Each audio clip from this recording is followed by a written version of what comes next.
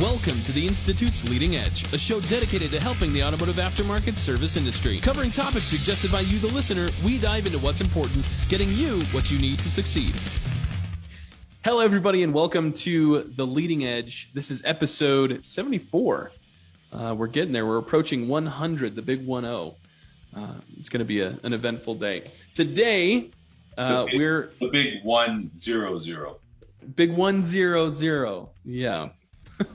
Thank you guys for tuning in and listening. If you're watching this, also great. Make sure to ask any questions you have. Comment down in the comment section below. We are watching that. And if you're listening to this, hopefully you get something from this. Let us know with a like and a share. And make sure to subscribe so that you can be notified when we post new episodes. So in today's episode, we're going to be talking about small business in America and the climate today and some of the advantages and disadvantages of small businesses in this arena.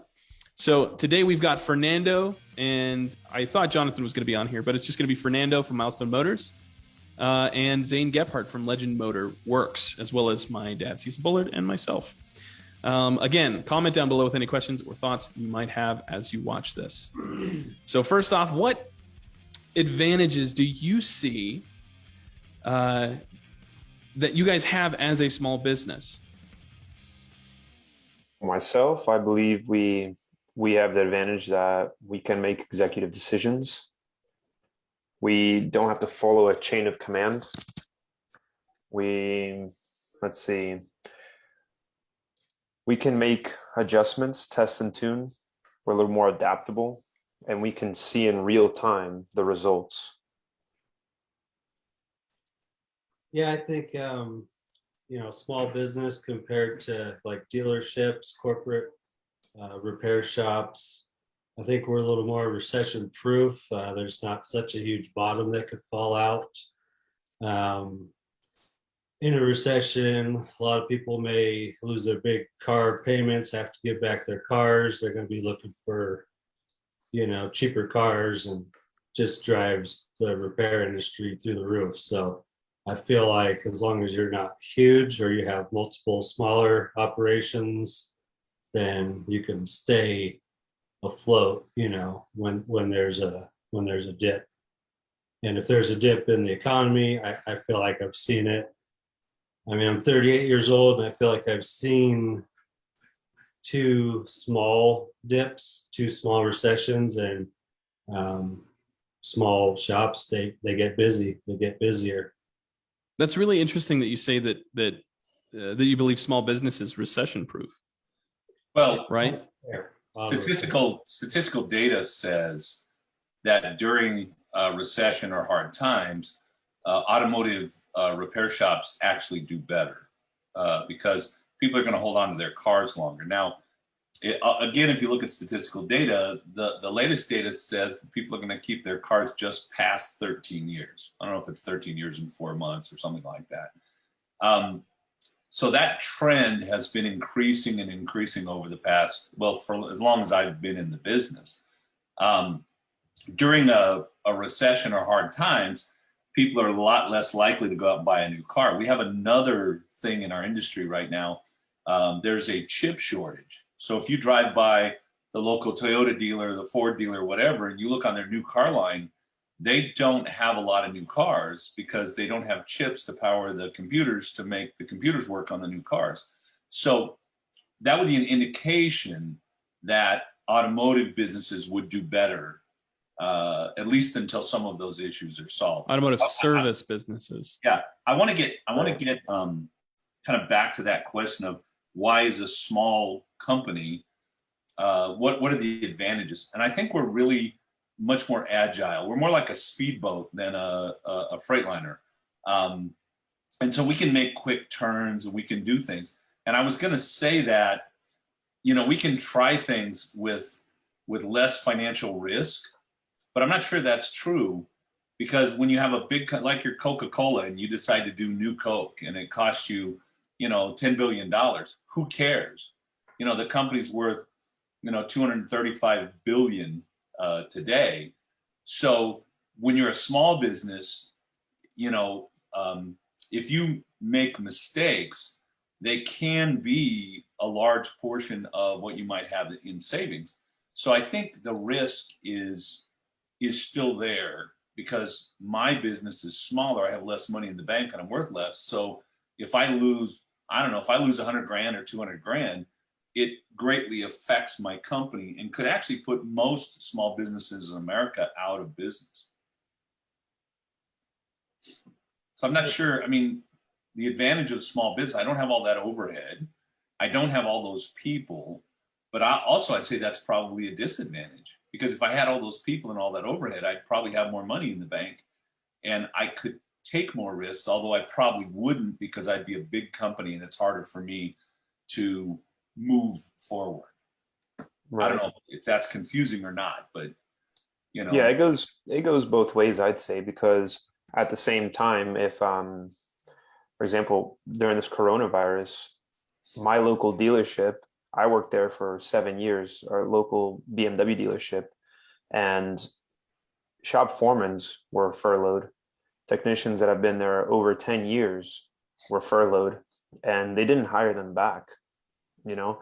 Meanwhile, the shops that we interact with in the Smart Group, they've thrived during this time and they stayed open, and their responsibility was to make sure that their employees were okay and they were there to service their clients. So do you think that the hindrance was that they had too much bureaucracy? So the bigger company has more liability on hand. So HR shut things down. They wouldn't allow employees to come back. Do you think that might have been a factor as to why they didn't make it through COVID? They have to follow certain rules. You know, if we're all responsible and have liability, but they are, let's say, our local Publix here, they stopped using the masks, and then Home Depot stopped using the masks, and it kind of goes a chain where everybody, the corporate companies, follow each other because they don't want to be the one that they don't want to be the one to take the first step. Right. They probably have larger risk in the sense of if somebody sues them because you gave me COVID, they have deeper pockets and therefore it'll be a bigger lawsuit. There's more liability as far as financially, but it's also, I think, a function of structure. So if you look at your local dealership, they have shop foremen. They have lots of technicians that during a tough time, they can cut the middle management out and they can get rid of a few technicians that are their highest paying people, and they can still function as a business. Whereas we don't have that.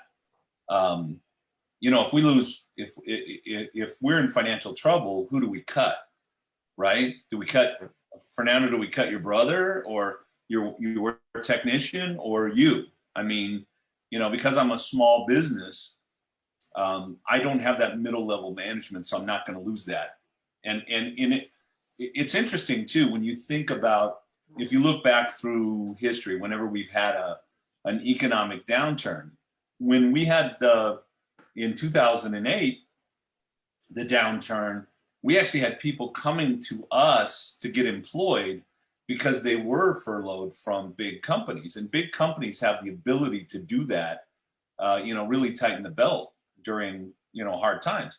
Small companies, there's not as much to cut, so you have to make it work. You know, and I think that the smart groups, you know, they were probably charging higher prices by and large, so their labor rates are probably higher, and they probably were watching their parts margins more because those are things that we pay attention to. So there was more capital, and then when all this began, we started talking about marketing and, you know, kind of upping our expenses there to drive more car count into our businesses. And I think that's another thing that helped the group members kind of survive a tough time. So right now we're kind of on this topic of liability and comparing the differences between small businesses and large corporations on liability. So as far as small business is concerned, the liability is much more personal, it seems like. The stuff that we have to cover. You don't have, you know, if you work in a large corporation, most likely your boss is your boss. He's not your friend. You know, he's not a family member. He's not someone that you've been with for 12 years through thick and thin. And yet in small business, we tend to be more like a family unit, and it's harder to make some of those tough choices. In big business, it's simple. Either they make money or they don't exist. In small business, we can go by for years just scraping by, robbing Peter to pay Paul, living off of nickels. And big business can't do that. So we interviewed a guy, a young tech, 24-year-old from the BMW dealership. We're hoping that we're going to get him here. I'll probably find out Monday. However, he specifically touched on before and after COVID. He was flagging 100 to 120 hours of pay period before COVID. And then he said after COVID, he's more in the 80 to 90 range. So that right there just tells me dealerships, I think most dealerships took a huge hit.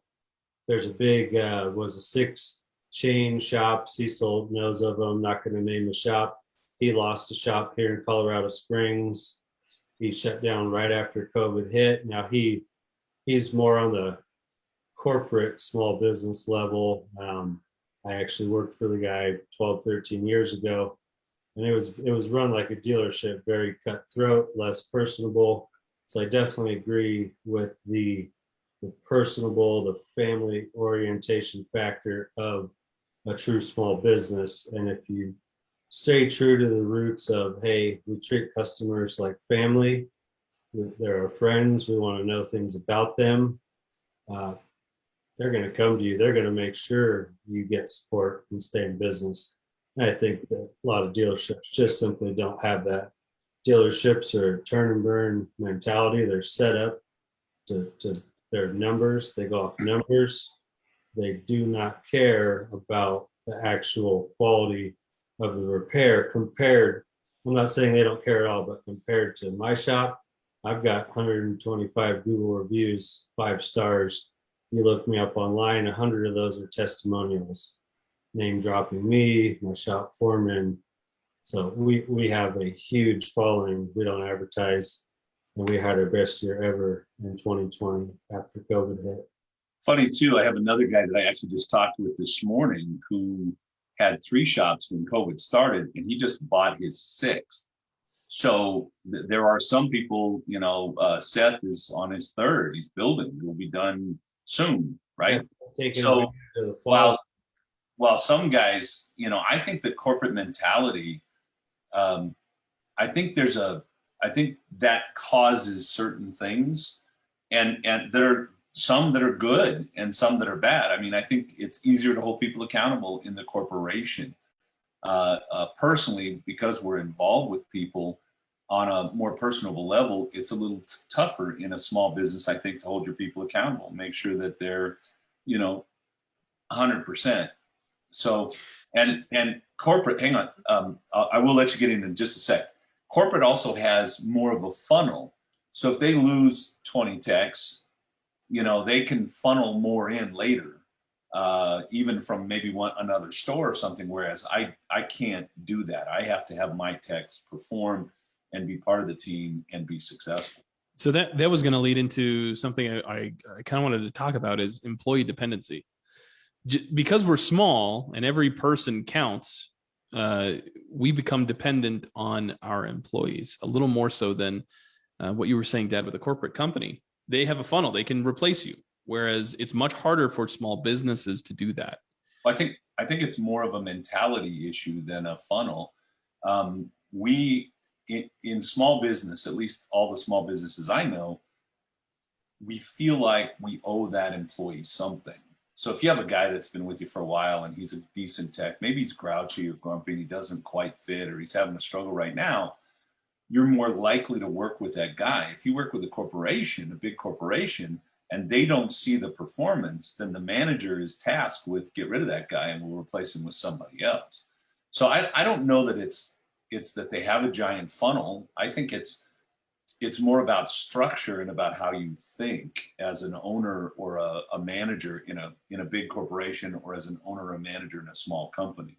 We get attached to our people and we think that our people are indispensable. well, I can't do without Kent. I mean, the company wouldn't run. Yes, job security. And yet, frankly, my advice is that no one in your company who is not following the company line, drinking the Kool-Aid, pulling their weight, working towards their goals is indispensable. They're all dispensable if they're not doing the right things in your company. Unfortunately, in small business, we attach ourselves and we don't quite see it that way. So Fernando, what benefits do you see in having that personable, attachment to employees? The advantage I see is if you have a personable relationship, you have a positive company culture. When you step out as the manager or the owner out of the building, all of your employees will continue to operate as if you were there because they are part of the business. They are not, they're not family. You may not be going home to eat dinner with them, but they see that you put energy in to make sure that you as a business owner have all the tools for them to succeed, for them to make a profit, for them to provide for their family. And in turn, that reciprocates and they'll give it back to you. But what Cecil was saying, you have to make sure that all of your employees have that there is a positive work environment and that they work as a team. Because if there's any bitterness there, if there's anything where there's a wedge, it'll show eventually. And that's where I think you need to have that management. You need to have the person who is in charge of the employees. It may be a shop foreman or the CEO. He has to make sure that everybody gets along, whether you're there or you're not there. And I feel like you have that you can have that one-on-one connection where you can speak with all of your employees. If you have one or if you have 10, you can connect with each one of them and we'll all be on the same page. I wonder what the statistical data would show. I mean, if we did a research on productivity when the manager steps out in a big corporation and on a small business when the owner steps out, I wonder if we would hold up as small businesses. I think in many small businesses where you have good culture, I think culture is everything. And frankly, I mean, culture creates a lot or screws a lot of things up. I would bet that a small company with a good culture, you would see the employees continue and you'd have just as high a productivity as you would otherwise.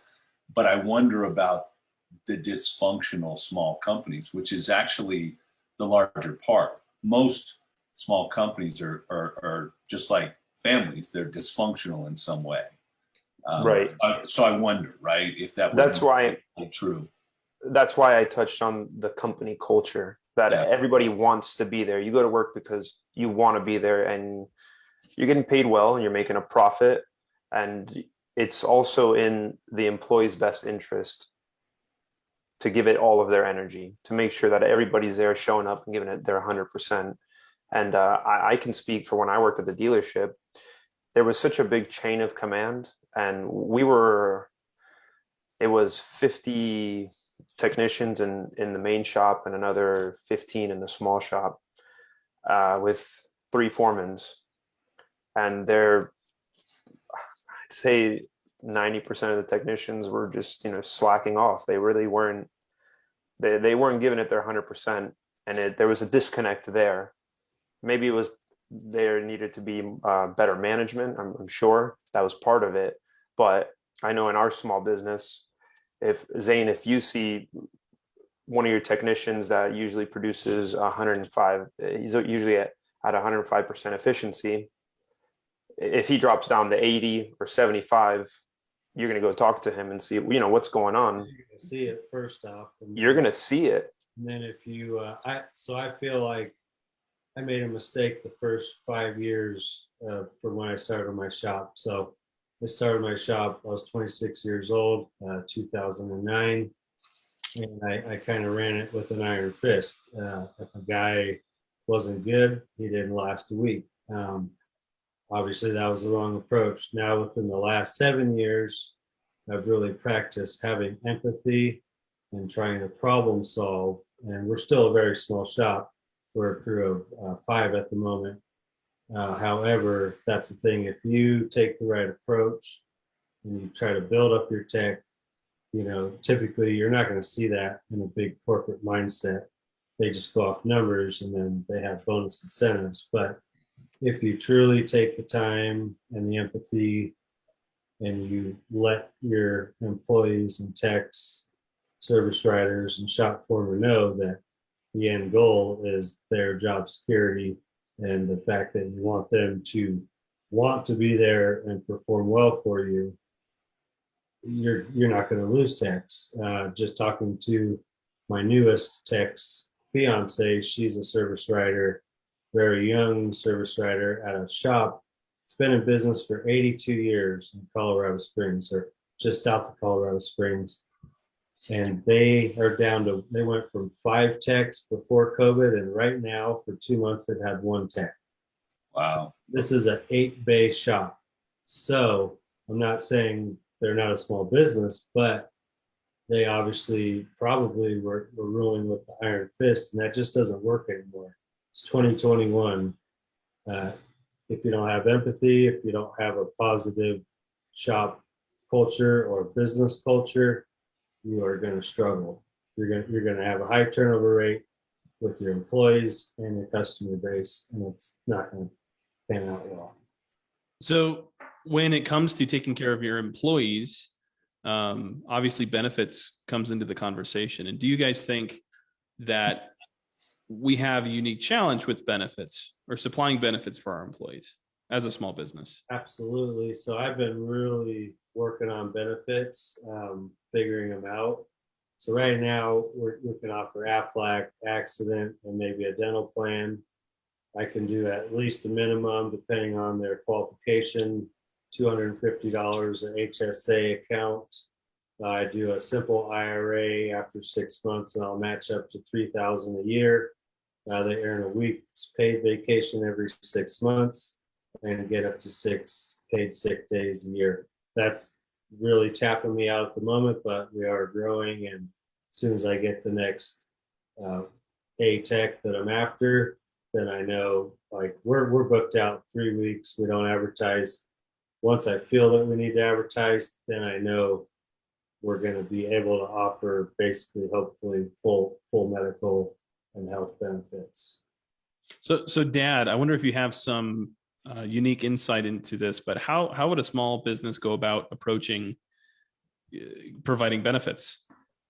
I think that's one of our Achilles heels in small business. It's funny because, you start second guessing, can I afford that? My labor rate is X.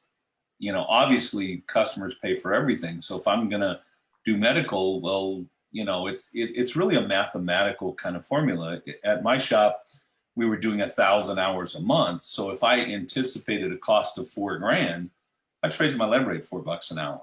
Actually, at that point, I probably would have went 8 because I would double that because when you anticipate expense, it doesn't mean that's what the expense would be.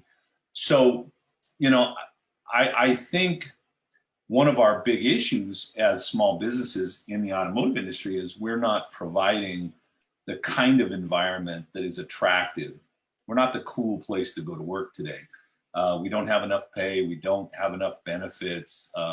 There's no prestige to being a mechanic or an automotive technician like there would be to being a doctor, a lawyer, or something, in those lines. And so a lot of people are pushed that way, both by their parents and their associates and by society in a way. And I think that's detrimental to small business, but we have the ability to make those adjustments. I mean, if I looked at, I'll raise my labor rate $5 an hour. I like automotive because it's so simple in that we're doing this many hours and I need this money to provide this benefit. So here's where I get it. I just go to the well and dip into the well. But I think one of the negatives is, it's funny because you and I today at lunch were kind of talking about this. You Yeah. know, I've got a consultant that I'm working with that wants me to have some clients that are actually paying, 10 grand a month, real personal, and that's way higher than anything we've ever done. And I'm saying, I don't think that's possible in the automotive industry, but is that true? Are there, 10 or 20 people out there, shops that would pay for that and would want that? We went up, we came across four things, right, that we were looking at. It's the perception that you have for your own value, the perception that your clients have for your value, what you can provide, and what they can afford. And you have to, right? So in small business, you may have in a big corporation, it's kind of this slow moving wheel that just moves all the time. And there are people out doing research about pricing and, can we raise our price? Because a 3-cent increase on a can of soda makes, Coca-Cola or Pepsi Millions. dollars. Okay. Yeah. But on a small level, we look at it, say a $10 labor rate increase, and we're like, oh my God, I really don't know. Man, that doesn't feel comfortable. I think that too many of my clients are going to say no. Now, with all that said, I've watched company after company after company raise their labor rates with no real kickback from the clients. I mean, there's always one or two that are like, you're getting a little pricey for me. Yeah. But the majority of the clients are like, okay, it's what it is. I mean, how many of you, went into, I don't know, Burger King or McDonald's or whatever to buy one of those meals and found out it was $4 more than the last time you paid for it. And you said, never mind, I'm not going to buy that. You bought it anyway because you were hungry and you needed it and blah, blah, blah. So as a small business, I think a lot more of our personal prejudice comes into play. I don't know if I go out and tell that mechanic who's not doing what I really want him to do, he's not getting along with people and he's a good producer, but I don't know if I can put up with his crap. If I go tell him no more of that crap, is he going to leave me? I think he is. I don't want to do that because here's a guy that produces, even though he screws everybody else up. Or, I don't want to raise my labor rate by $10 an hour, even though that's what would pay for my medical, because I'm afraid if I raise my labor rate, that $10, I will lose too many customers, or that all of a sudden everybody will saying, oh my gosh, they went up $10. Those guys, who do they think they are? So I think our personal prejudice or our personal ideas that may not be accurate or on target come into play a lot more in a small business because I'm the guy that makes the decision. It's not a team of people. Even a corporate CEO of General Electric who makes a lot of decisions doesn't make any decision by himself. He doesn't make 1% of the decisions by himself. Right. They're all made by committee, by a group of people in a sense. Yeah. So do you feel like you have much more responsibility on your shoulders as a small business owner than you do in the corporate world? Ken, I wanted to add to the benefit topic that we were talking about. I think when we think benefits, usually we just think of medical, but there's a lot more than that. There's a lot more than that. And I'll give an example. Our tech is 26 years old and he is, he's great as a mechanic, right? But in his personal life, he didn't know what a credit card was. He has an older vehicle. He's not a homeowner. He's still renting. So benefits don't always come in that form of medical or paying more money or guarantees. It's helping this person grow where for our tech, he now has a credit card. And now what I'm implementing and I'm going to structure is part of his pay is going to go straight to a savings account. So let's say 10% goes straight to a savings account, and this will be towards him purchasing his own home. So it's so much more than you're just coming to work. There's a goal there, there's a motivation, and there's a light. There's something that we're chasing. So again, it helps us all as a team. And that goes in any way, you know, even if you're already a homeowner, what would you like? You'd like a boat? All right, let's get you that boat. You know, it's just, and that doesn't cost us anything. I'm thinking toilet paper, burritos, lunch. You know, I'm thinking because those are benefits. I mean, do you feed your employees? Do you provide? Actually, Ed this morning posted something about providing financial education for your employees. I think, hang on. Smart Dollar, online financial wellness solution by Dave Ramsey for the workplace to help employees change their money habits for the long term. So having a company or a business provide those resources to your employees to help them gain financial stability and all of that. Yeah, some sort of guidance, because it's not, because Cecil, what you said, you know, the toilet paper and the lunch, all that, you can do that too. But I mean, that costs you, which is okay. But other companies are doing that. Zane, you want to be something to add? Different. I think Fernando hit it on the money as far as besides medical. You're talking, the podcast is about what advantages do we have as a small business, and he hit it on the money. If you can be a mentor and a father figure to your younger techs, employees, receptionists, office managers, anybody, and you get involved in their life just enough because you do care, and then they know you care, I mean, you got an advantage right there. And guess what? It's free. It doesn't cost you anything to be a mentor, and it will make you more money. Yeah, and that's what I was speaking of, if you do step out, that they will be there and they'll be dedicated to it because they have a reason. Yeah. More than just a financial I finally can do incentive. Sorry to jump in. I put a door up. There used to be a total opening right there. I put a wall and a door up because I had to, but then I took the time and I got with my whole crew and I said, guys, please make sure I don't get interrupted for this podcast.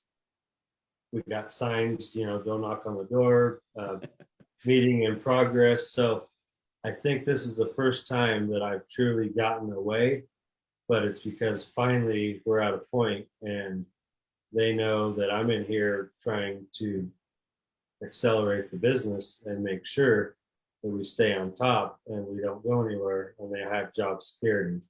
So, you know, if you take the time and explain to everybody, look, this is why I'm doing this, I think, you know, people are going to understand better than if you just say, hey, I'm not available, or hey, don't interrupt me. You gotta figure out how to truly treat people in every aspect of how you manage them. And if you hit it on the money, I believe just as long as I've known Cecil, in the first business course I took with Cecil up in Denver, 2019, I believe it was, I had a vision of how he had run his shops, and I feel like Cecil probably was like the greatest father figure at the time in the automotive industry. I think you have to be careful because the father figure thing, there's too many bad relationships with dads and sons and all of that. And so sometimes I know I hate my dad. Yeah, so. I know you do. But it's almost a natural thing. If you take leadership and you are a true leader within your company and people look to you and respect you, you're almost thrown into that role whether you like it or not.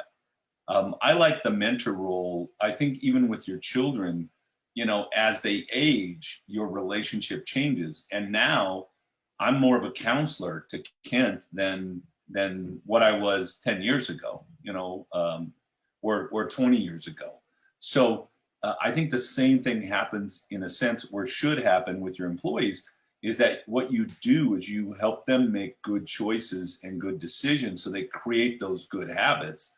And then you can back away and just be there when they need you to give them that next thing that they might need or want in a growth sense. So something that's coming to mind right now is we used to have apprenticeships.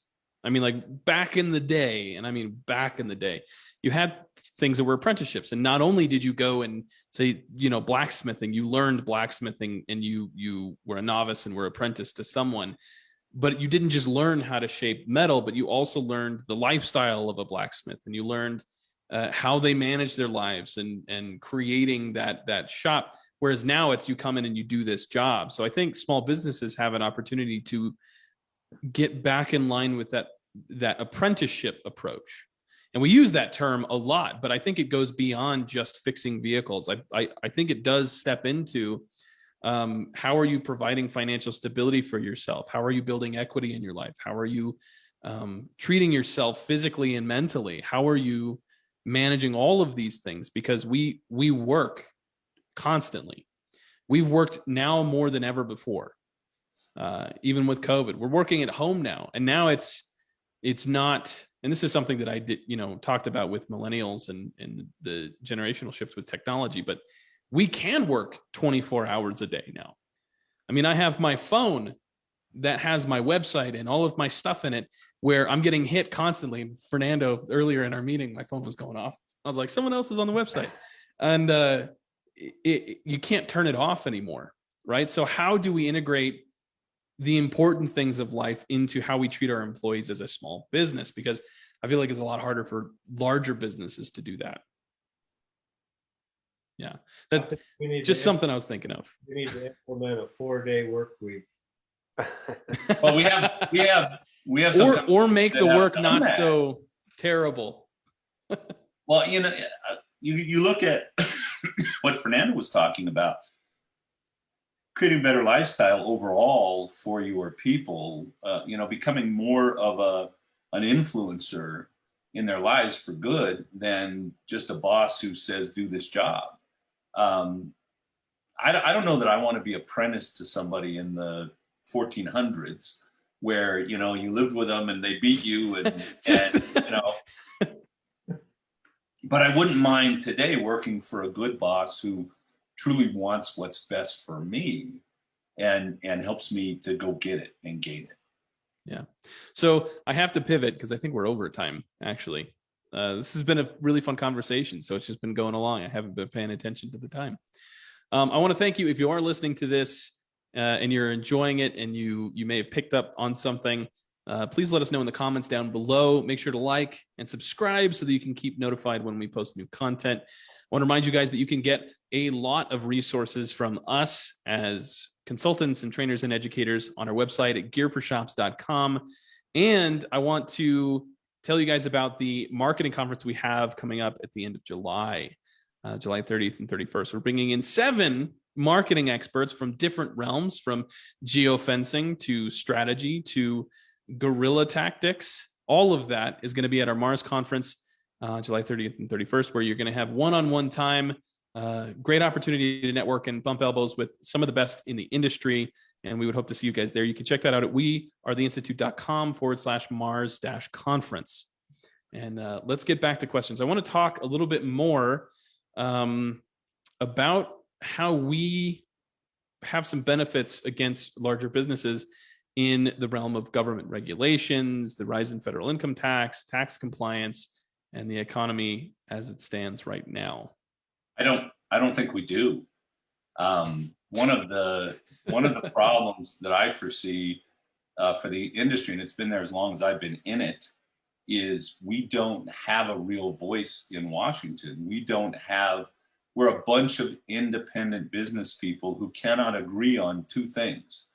Even in this room, if we, talked about certain things, Zane might feel one way, Fernando might feel another, and I might feel a third way, and Kent might feel a fourth way, and we're going to all go do what we feel, and we have not come together as an industry to get that strength. And I don't know if it's ever going to happen because we are independent business people, and it's independent in the name. Yeah, but you have a lot of standardization, I guess you could say, in dental and AC repair, right? They're regulated. Even the way they charge is the same not exact rate, but the way that they do things is pretty much the same throughout the industry. And if you went to dentist and you needed a crown, I'll bet you that it would be within $100, even if you went to 10 different states. So I think there is kind of price fixing in a sense, because those people are talking more and they're communicating more about what they're doing and how they're doing it. And that doesn't happen as much or as well in the industry. You know, Fernando said, you know, the smart group guys, I know a bunch of smart group guys. We didn't lose any smart group people during COVID. They're all still here. They're all still in business. Most of them are doing better than they were, having record months. But I think couple with record years too. I think, yeah, in part, I think it's because it's a group of shop owners who help each other and who learn from each other. Whereas in the industry, we have a bunch of individual shop owners doing their individual things. So we have that freedom. But I think when you talk about, say, government regulation, government influence, we don't have that. And therefore, that's a negative, if you ask me, for being a small businessman, especially in the automotive industry. Zane, I was going to say, what do you think, you know? So I heard a podcast, Carm Capriato, recently, and there's a group of automotive, you know, owners that are working on getting into DC. But yeah, no, I mean, I've been hearing podcasts for years now about the fact that it's kind of shocking we are not regulated. A plumber has to be licensed, electrician has to be licensed, contractors have to be licensed. And the problem is this: because they do that, now they all can say, we need to charge this. Electricians make good money these days. 10, 20 years ago, shop foremans were making $120,000 at a dealership when houses were a lot cheaper.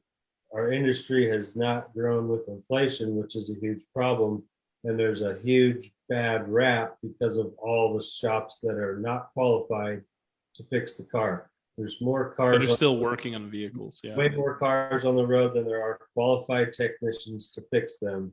And it's going to be a huge battle to get that table to turn. But yeah, we do need to be regulated. And then we could all probably charge more. And then there would be more fair market as far as, okay, we know that if this shop's brake job fails or the wheels come off, we can go after them. And then that will that'll mitigate and put the shops that don't have any business being in this business out of business. Well, and I think that's what's preventing us from moving forward with this, that there's too many guys out there that feel like I couldn't qualify. And I think that's part of the issue. Whatever we do, it has to be a partnership with the government and the industry, and within the industry, we need a way to grandfather the guys that are here in and apprentice them, teach them how to be better business owners, better technicians, and bring all of that up to a higher level. And if we can do that as an industry, now we can charge more money, now we can make a better living, and we can provide for our people in a better way. And that may be forced on us because of this technician shortage that we currently have. I mean, I don't think there's a shop owner right now that wouldn't take a great technician if the guy walked in the door, because they're just not out there. And we, I don't know, we need to do something. I'm actually working with Carm on this, so that's why I was kind of smiling. We're going to start moving forward with some ideas to solve some of these industry problems. There's a bunch of us coaches and consultants that are kind of putting the effort in here, and hopefully we can move some of these ideas forward so we quit talking about it, we start getting it accomplished in our industry. Yeah, the only solution is going to be, so you got to have a degree to be a doctor or a lawyer or a surgeon. You got to go to university for that. There needs to be some universities for shop owners, how to run a shop and how to be a top technician. If we had that, it would be more attractive for people coming out of high school to want to get in this business. This business has the wrong reputation. Now that we are getting into hybrids and EVs, it's crazy to think that there's going to be an even bigger shortage in 10 years from now if the industry as a whole doesn't do anything about it. Like, There's some, And pretty soon, if we don't do anything about it, the government's going to step in and do it for us, they have to, because there's too much liability for the consumer. especially with EVs and all of that. Yeah. Right. Smart cars. Car of today.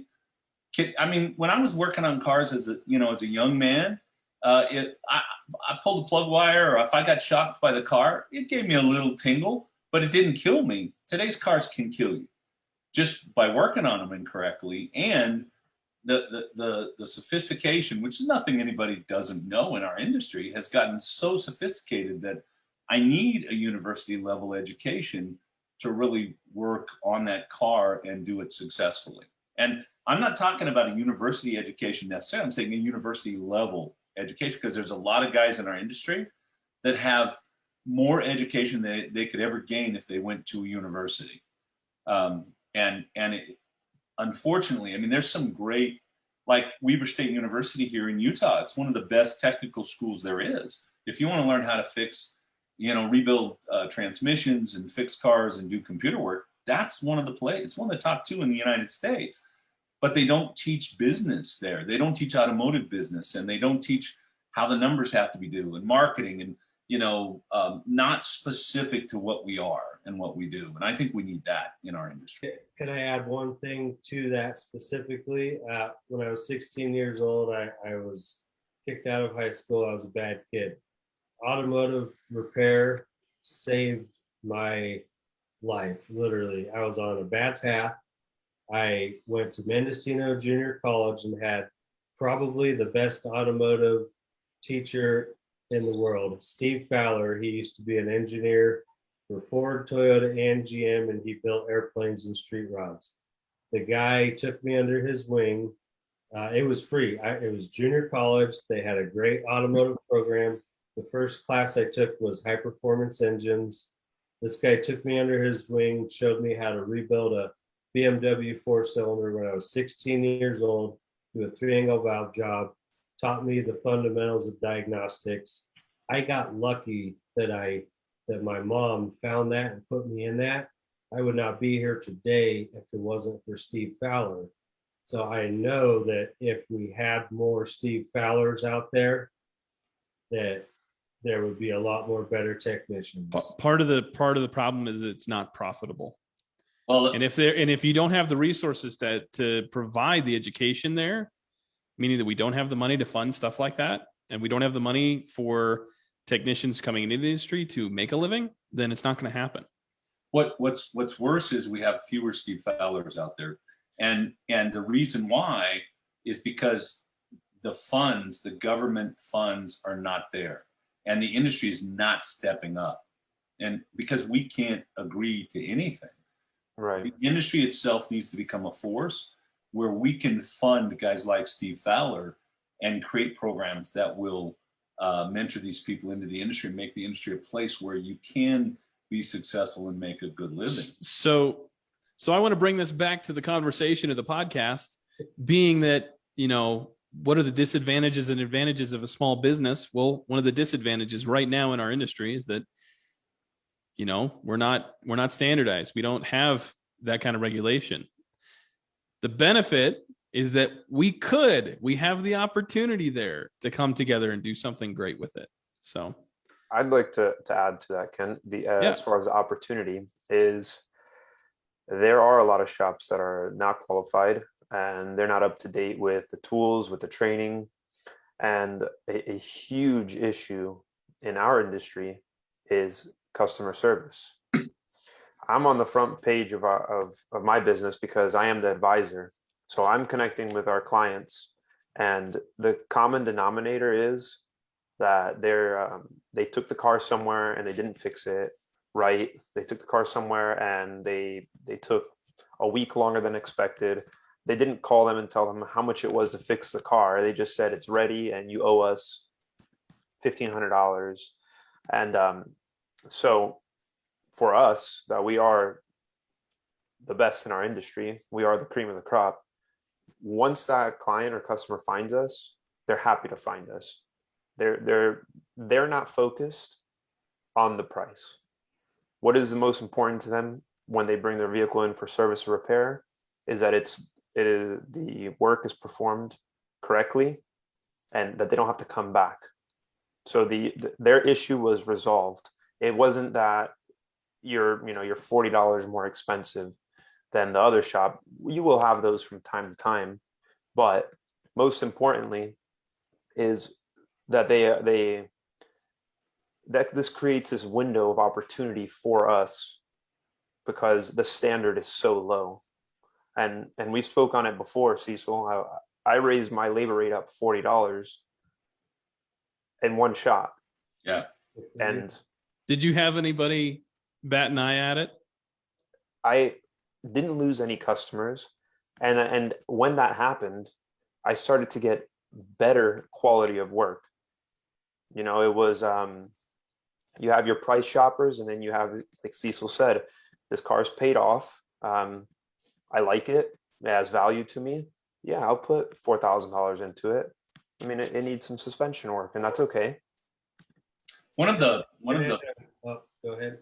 One of the funny things as a consultant, and I've been doing this now for a little over 20 years, the shops that I have that work with us that have the highest labor rates and probably the highest average repair orders, etc., those are the most successful and the most consistent businesses there are. The guy that's running a cheap discount type business is fighting every day to get clients in his door. And the guy that's running a good business is like Zane, who's got 3 weeks worth of people lining up to work on their cars. And I would tell Zane, if you're 3 weeks out, raise your labor rate a bit, see if you can't calm that down to 2 weeks. And I wanted to touch on the labor rate real quick, and then a question for Fernando. So our landlords, our property management company, they're great. I got a really good deal when I moved in here before the market skyrocketed for whether it's residential, commercial rentals. It's outrageous here, but they raise it 3%, and it's based off the Denver market. And here's the deal: if they can do that, I just cut them a check. If they can do that, we can do that. Okay. Everybody else does that. Everybody does it except small automotive repair shops. We need to raise our shop rate approximately 3% a year to compete with inflation. And that's all I have on that. And then hang on, I have to caveat that.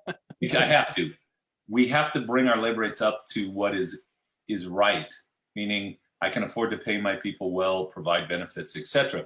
Then after we hit that point, now we have to raise it 3%. There you go. Just as a part of that's business. That's life. How does the math break down, Dad? So we've had the same roughly the same labor rate since 1970.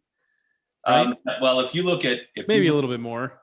If you look at labor rates, and I did in 1980, if you were charging $70 an hour, 1980, and you raise your labor rate $3 an hour today, in 3%, 3%, excuse me, every year.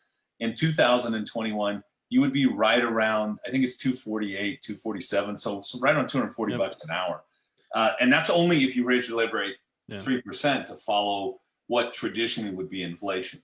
My AC blew out, and I had to have a tech come and look at my AC unit. He was there for 15 minutes. He fitted a new capacitor, and it was $300.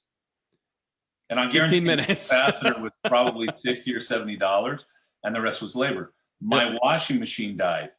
Guy came out, spent 5 minutes hooking a piece of electronics up to it. Told me it fried the motherboard. It's too old. You won't find one. Even if you did, you don't want to do that. You need a new washing machine. That's $167. And you know what? We paid it. Yeah. And went out and bought a new washing machine. Here's the thing. Would you rather have a guy fix it right in 15 minutes and charge you $200, or spend 3 hours not fix it and walk away and not even hand you a bill? No, I have to have clean clothes. I need a washing machine. Yep. That's right. It's weird. It's almost like clean clothes is more of a precedent than having a vehicle so that you can travel to work or to the grocery store. Zane, you had a question for Fernando. Right, and you're saying that you're paying for the expertise and experience. I was just curious, Fernando, what city are you in, and what's your shop rate? I'm in Royal Palm Beach. It's about an hour north of Miami in Florida. Okay, And our shop rate is $189 and 43 cents. very nice. That makes me want to raise mine. And I talked to somebody who's in the Denver area, has multiple shops recently. They just went to 165, and he's talking about going up another $10 to $20 because we've got to learn how to take care of our employees and pay these benefits and make this an interesting place for people to be. Yeah, you can't grow if you don't raise your shop rate. Yeah. So, just to add to that, you have, I think most of us we're shop owners, right? So we started off with the foundation of we were mechanics. Okay, so we have this through our eyes and and everything we know. This job takes X amount of time, and we kind of have this guilt thing where we're charging too much, or I can't believe this costs that much. And then you have, which is where I benefit with my business partner and my brother Jonathan, that he has no mechanical background or in service with vehicles. And for us, say a vehicle comes in with a no start, a BMW 2014 335 comes in with a no start, and at the beginning, for me to charge $378 to diagnose the vehicle was like, I felt like that was too expensive. And he sheds light on it, and he's like, so you're telling me that for $378 you're going to tell me what's wrong with my car, my BMW? For $300, you're going to tell me $378. You're going to tell me what's wrong with my BMW? More for my dryer, baby. That's what I want. Right. He's like, yeah, I would pay that. Like, I would pay that without a problem. So we need to separate ourselves by what we see as how much time or cost, and we need to see as we're providing a solution. This is how much it costs to fix the vehicle. And when I've done that, my average repair order last month, we were at 2,400 for the month, and this month we're tracking that as well. And we've had some big tickets, but I think that all goes with your when you raise your standard, you have a different standard of customers, and they have their own. You're setting a different precedent with them. You set a different precedent. And I have to say something here. I just have to. Part of the problem is this mentality that we carry with us from youth. Zane, who I think is frozen right at the moment, he may unfreeze, but Zane was talking about, he came at 16, they kicked him out of school, said he was a bad kid. My father, same kind of thing. And so we bring this stuff with us. We at the Institute have gear for shops, GEAR, and there is so much education there that is free education. That is, if you want to get something inexpensively to help you, make hundreds or thousands of dollars in your business, it's there on gear. Yeah. Groups, the WorldPAC sponsored smart groups that we run, the RLO bottom line impact groups that are now a part of our family, those groups are very inexpensive for the knowledge and the education and the companionship of other people that have overcome these things and can help you overcome those things. And I think that's a benefit to being a small business, is that I have these opportunities. And it's also a curse to being a small business, because if I don't take advantage of these opportunities, I get stuck. I have blinders on, and I only think one way, and that one way is not necessarily what's best for me, my business, my employees, and my family. Right. And so, go ahead, man. I was just going to add that it seems like in any sport, you have a coach, right? If you want to be better at something, you need to seek training. Yeah. You need to, because we've said it before, and I got it from Cecil, you don't know what you don't know. So for me, myself, I remember I went from when I worked at the dealer, I left in July, and I was tracking to make over I was going to make six figures that year. That was going to be my highest year. And I left, and I actually left in June. And then I went to opening my own shop, and I changed a whole set of tires and made like $60 something. And I was looking at these at the dollars, and I'm looking at these 3 Andrew Jacksons, and I'm just like, holy smokes, man. Like, that was a lot of work to make $60. We continued, and somewhere along the lines, another shop owner that told me, we're all in the trenches together, and you should check out this smart group. You should check out this training. Now I saw kind of what this could be. Where if you continue to be adaptable, fluid, willing to learn, and now you have some sort of structure. There's a standard operating procedure. There's what was at the beginning, you didn't even know what the standard is for an average repair order. You didn't know how to charge certain things.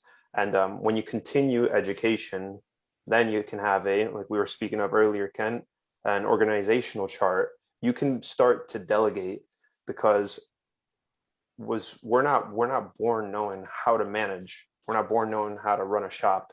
And the reality is that the shop is how we generate income, but fixing a car is a third of the business, and it goes way beyond that. And we know how to fix a car. We need to learn how to manage a business. We need to learn how to secure our future. We need to make sure that we'll be here in 10 years, make a profit, secure our retirement, make it generational. And that comes with training. As an industry of small businesses. Right. Yeah. So unfortunately, we are way over time. It was a really good conversation. Got a little off track there, but that's okay, because it really is. Small business incorporates every part of this. So with that, we're going to just end out. Wonderful note to leave on there, Fernando. I want to remind you guys, if you enjoyed this, or you learned something new, or you want to share it so someone else can benefit from this podcast, please like, share, and follow our page so that you can be notified when we publish new content. I want you to tune in on July 7th, because we are doing a pretty hot topic, and we've got some really interesting panelists, and we're going to be discussing gross profit margin versus gross profit dollars. The disagreement of a lifetime. I don't know how to. And remind you that you can get up and get some marketing training at the Mars Marketing Conference this year, July 30th and 31st. You can register at Gear for Shops, or excuse me, not Gear for Shops. wearetheinstitute.com/Mars-conference. And we will see you guys next week. Thank you, guys. Thanks. All right, gentlemen. Pleasure.